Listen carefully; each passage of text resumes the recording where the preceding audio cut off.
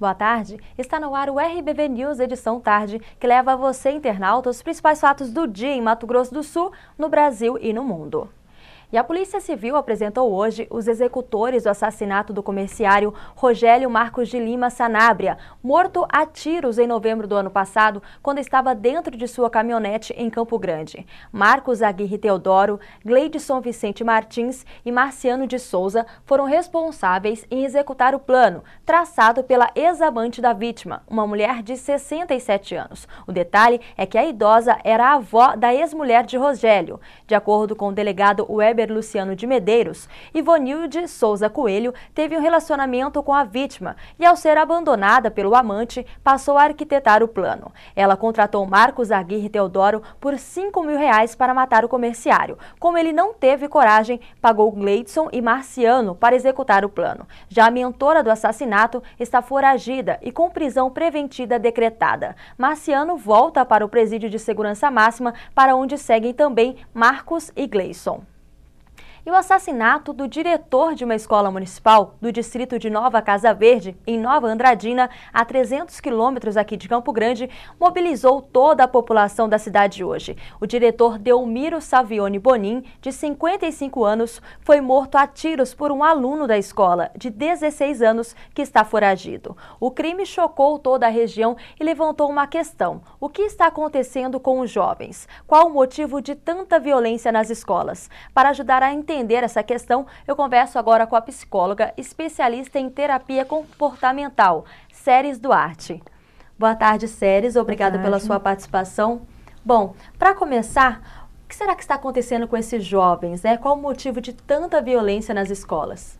Esse tema da violência é um tema bastante extenso e o que a gente poderia focar em relação à questão da escola e o jovem é que a gente já sabe assim que alguns fatores que contribuem para o aumento da violência no jovem é a falta de afeto, de valores e de modelos sociais positivos, né? Então, assim, e situações de risco maior são lares, assim, com bastante desadaptativo, né? Que seria negligência, abuso. Normalmente, esses jovens não têm um lar que eles tenham modelos positivos para resolver conflitos.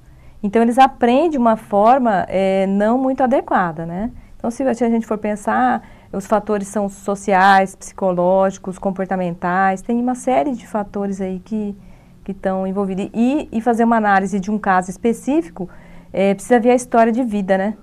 E normalmente a gente encontra na história dessas pessoas essas questões, falta de afeto, né? Famílias sem valores, uma sociedade, né? Que também está com baixa civilidade, com a questão da violência, ela está... ela disseminou por todo o espaço onde a sociedade vive, né? No trânsito você vê, né? E as escolas elas estão bastante vamos dizer assim, no olhar aí dos jovens e das crianças que estão inseridas nela, né? Casos de violência contra a professora, até mesmo verbal, são registrados praticamente todas as semanas. Os professores vêm reclamando bastante dessa atitude dos alunos. Então, qual seria a origem disso tudo? Realmente vem de casa? É que, na verdade, a gente tem assim, as causas são várias, né? E aí a gente tem, por exemplo, da escola, relacionada à escola, a gente vai falar do contexto familiar primeiro, que já vem de lá, certo? E muitas vezes a própria, vamos dizer, o Estado, vamos dizer, a família insere essa criança na escola, muitos jovens, como uma forma até de punição, né?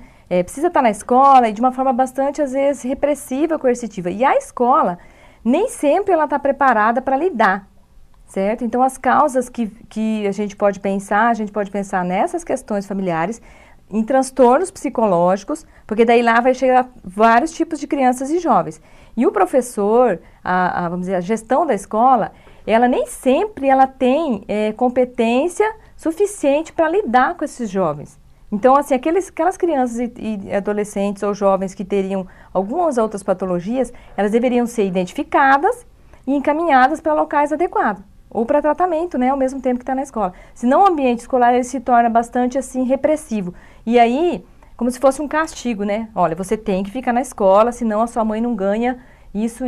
Então, tem todo um sistema também que propicia. E uma forma de o jovem se rebelar contra isso é usando a violência. Né? Então, a gente tem pesquisas aí mostrando em relação a esse comportamento, né?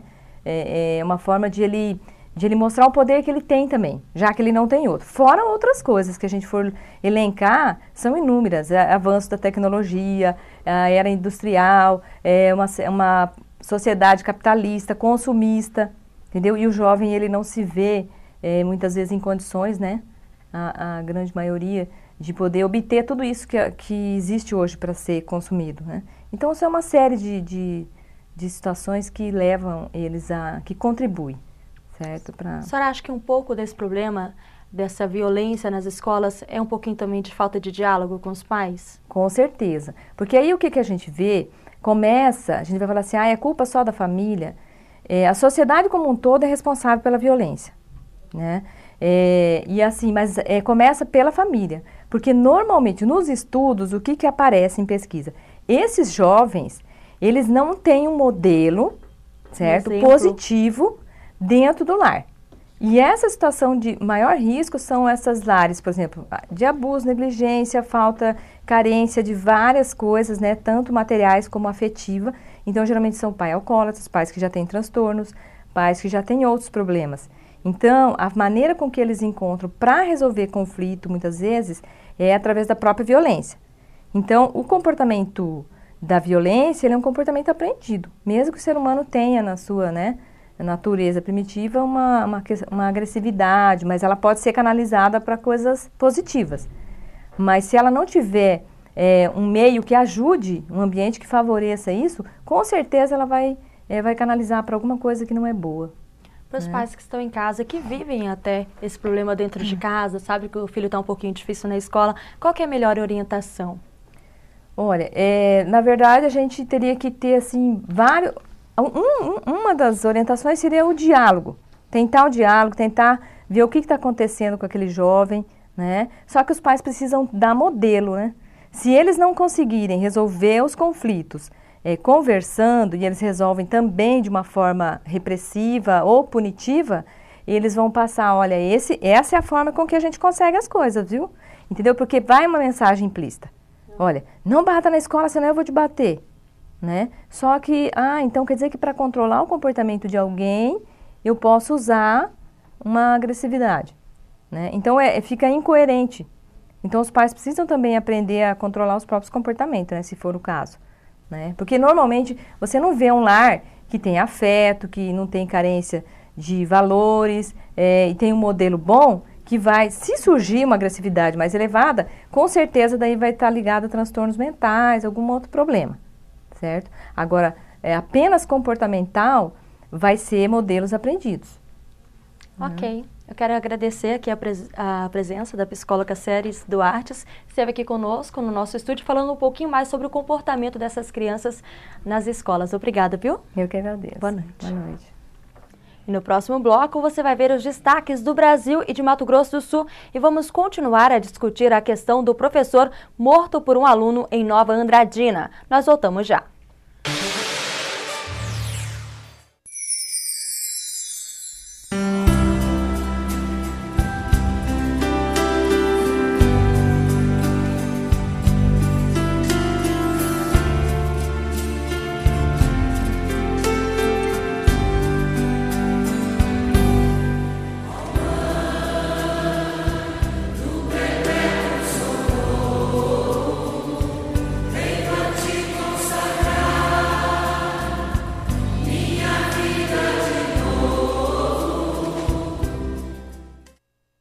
Talento Molduras e Quadros é perfeita para você na hora de decorar ambientes com quadros de gravuras, gravuras nacionais e importadas, telas e artistas de renome, linha de materiais para pintura, espelhos especiais de todos os tamanhos, painéis para fotos, plantas artificiais e cachepôs e molduras especiais que com certeza uma delas se encaixa nas suas necessidades de decoração. E aproveite a mega promoção de até 50% de desconto para pagamento à vista. Talento, Rui Barbosa, 1187.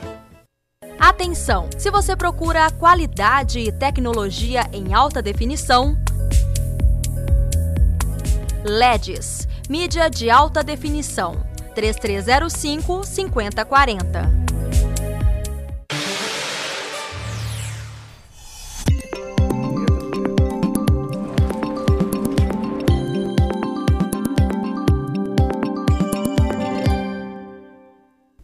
sábado e domingo com previsão de sol em todo o Mato Grosso do Sul. À noite terá tempo aberto e sem nuvens durante todo o final de semana. Confira agora a previsão para as 5 capitais do país.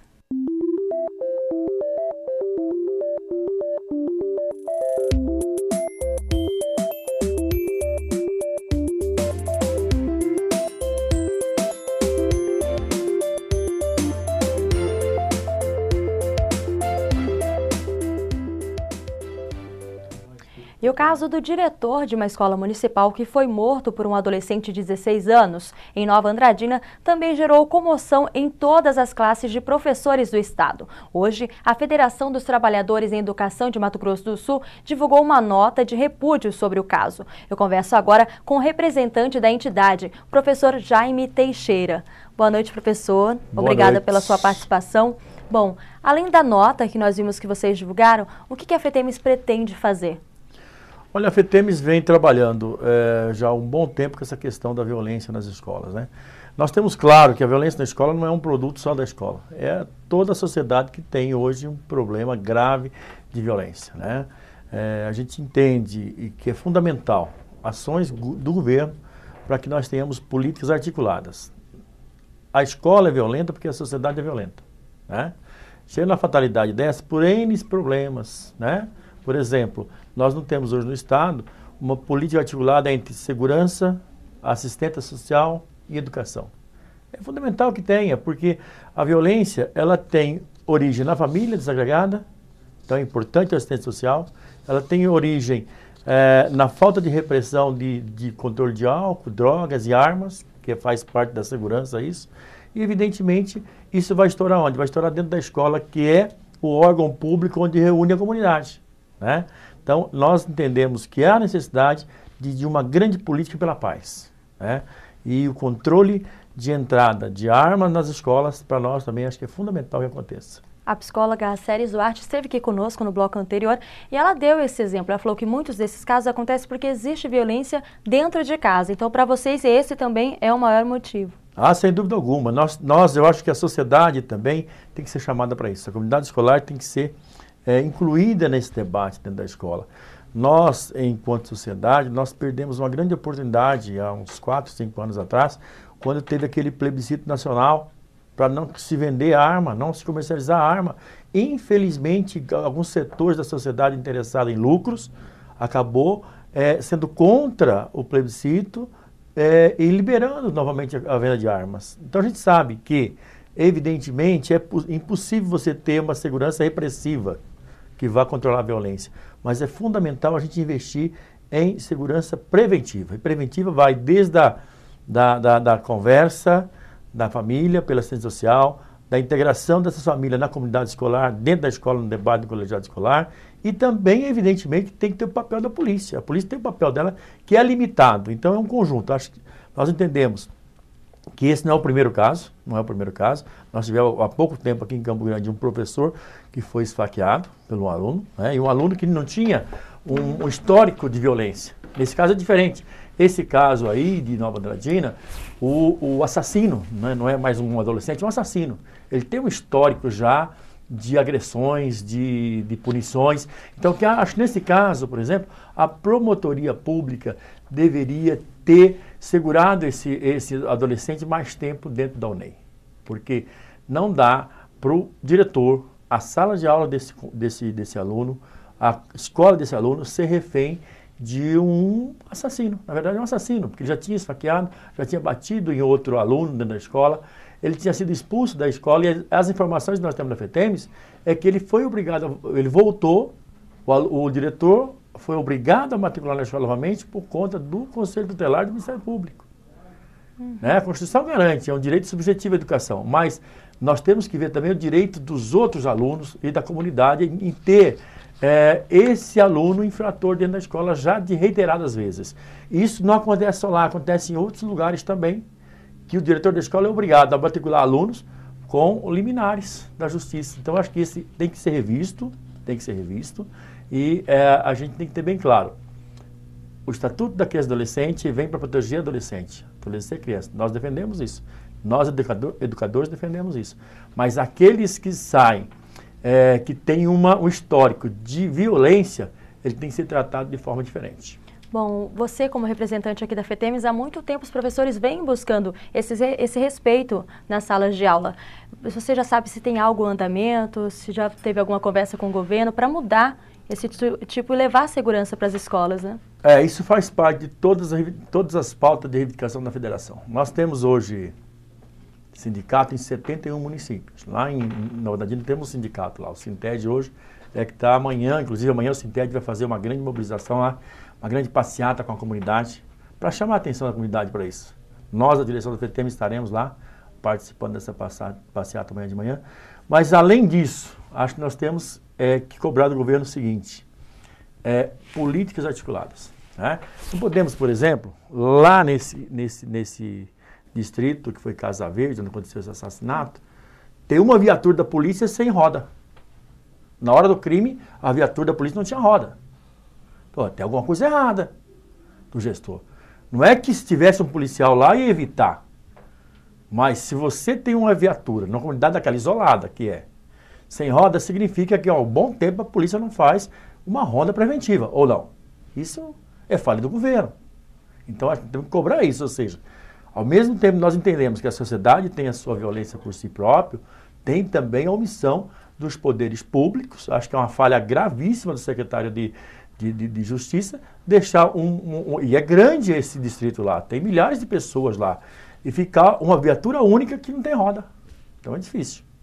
Ok, eu recebi aqui no estúdio o professor Jaime Teixeira, que é representante da FETEMES, falou um pouco para a gente da dificuldade que os professores hoje em dia ainda enfrentam na sala de aula. Obrigada pela sua participação aqui conosco, boa noite. Eu que agradeço imensamente o espaço de vocês, obrigado pela oportunidade. E agora os destaques de Mato Grosso do Sul. Os fãs de velocidade e adrenalina já têm programa certo para domingo. É o Rally Universitário Fiat, que acontece em Campo Grande. O evento percorre várias cidades brasileiras, estimulando conceitos como cidadania e respeito às regras de trânsito. Além de promover a solidariedade, o rally ajuda a preservar o meio ambiente. Todas as equipes que participarem da prova levam para casa sementes de árvores da região.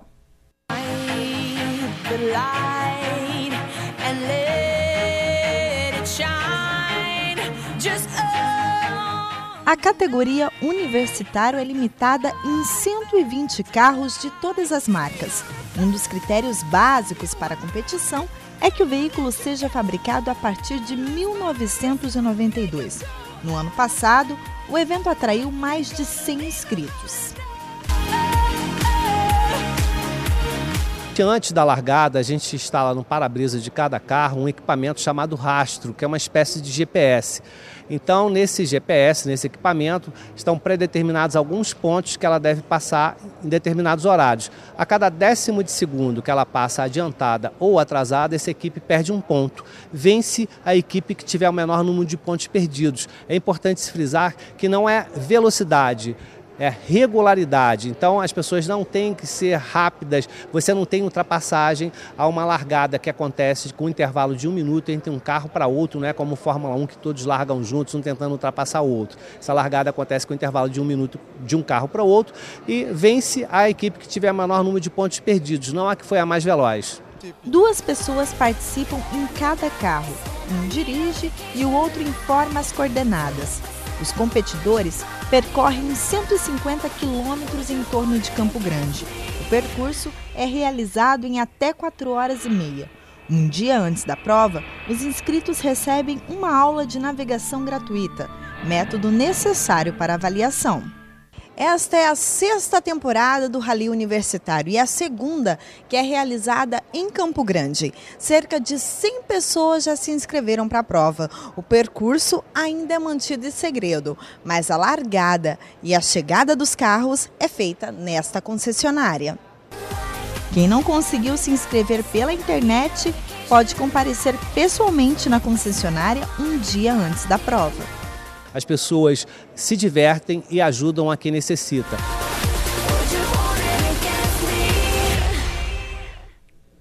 Uma diversão antiga que hoje é considerada um esporte que muita gente leva a sério. É o futebol de mesa, que a cada dia vem ganhando mais adeptos em Campo Grande. E aqui na capital, uma turma se reúne todo final de semana para praticar as jogadas.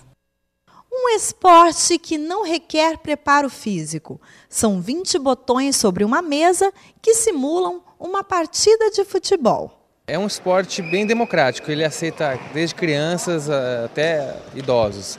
O principal benefício que eu vejo é fazer amizades, porque a gente vem aqui, vem estressado do trabalho, então a gente vem descontrair, apesar de ser uma competição, né?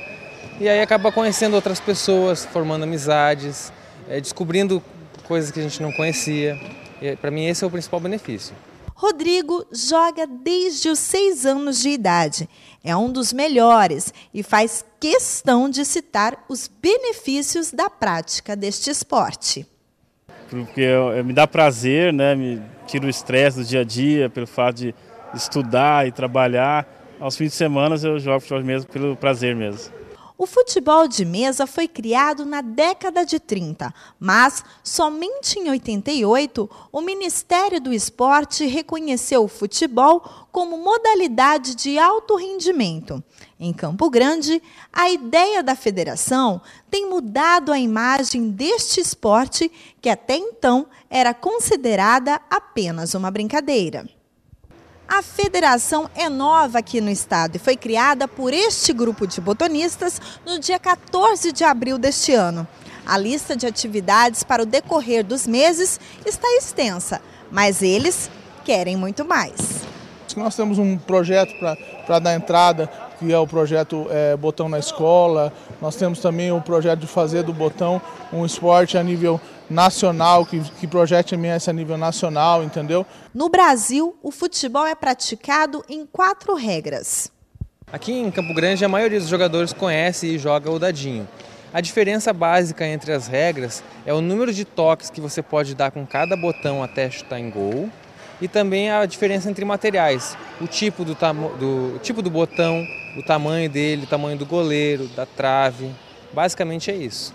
Gabriel olhou atento os movimentos e já citou o esporte que deseja praticar. Eu acho legal, eu quero ser um jogador de futebol de botão. O RBV News Edição Tarde fica por aqui. Mais informações na segunda-feira a partir das 11 horas. E amanhã o portal RBV News vai fazer uma cobertura especial das últimas convenções políticas do estado, com matérias no portal e na web TV. Basta acessar o rbvnews.com.br para ficar bem informado. Fique agora com o resumo da semana. Boa noite e bom final de semana.